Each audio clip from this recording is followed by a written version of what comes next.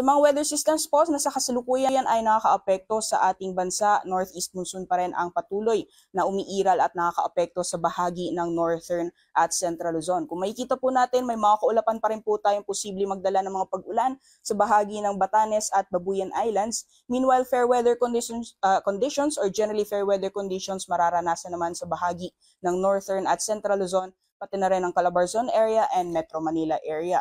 Although makikita po natin frequent cloudiness, mararanasan naman silangang bahagi ng mga nabanggit na lugar, kaya may posibilidad pa rin po ng mga isolated may hinang mga pag-ulan o mga pag-ambon.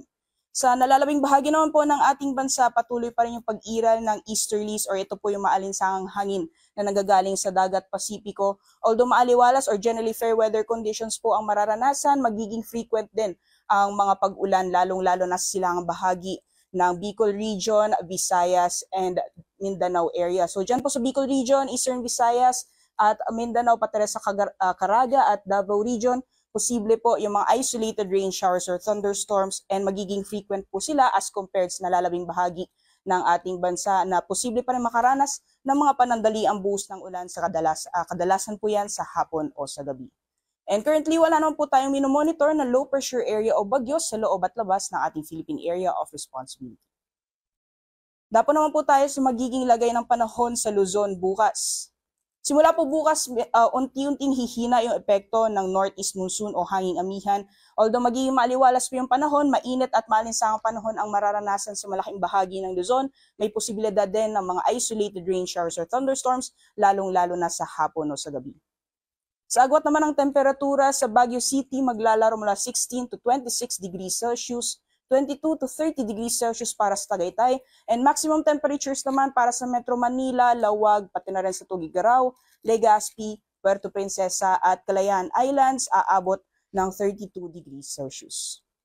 Gayon din ang magiging lagay ng panahon sa Visayas at Mindanao, although gaya po ng nasabi natin kanina, magiging frequent ang mga thunderstorms o mga pag-ulan, lalong-lalo na silangang bahagi ng Visayas at Mindanao. So dyan po sa Eastern Visayas, Caraga, Davao Region, frequent thunderstorms ang mararanasan, although makikita pa rin po natin or sisikatan pa rin po tayo ni Haring Araw.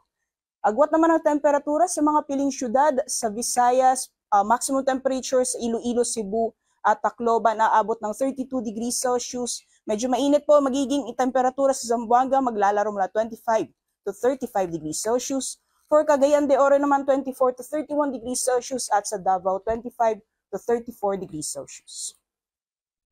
Sa kalagayan man po ng ating karagatan, wala naman po tayong nakataas na gale warning sa anumang baybayin ng ating bansa. Although iba yung pag-iingat pa rin po sa mga plano pumalaot sa mga baybayin ng Luzon at silangang baybayin ng Visayas dahil inaasahan pa rin po natin ang katamtaman hanggang sa maalon na karagatan.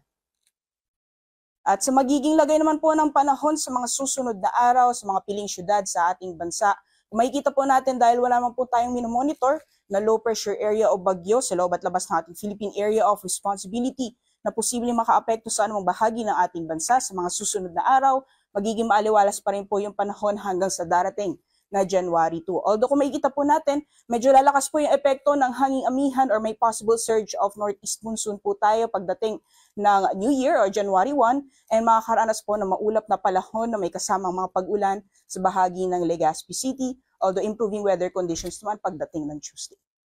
Agwat ng temperatura sa Metro Manila, maglalaro mula 23 to 32 degrees Celsius, 15 to 25 degrees sa Baguio City.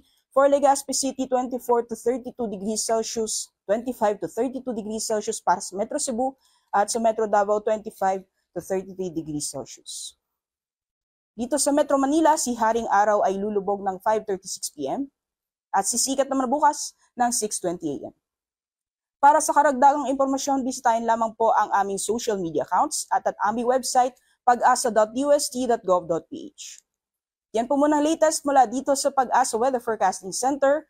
Ako po si Rhea Torres. Happy New Year po sa ating lahat.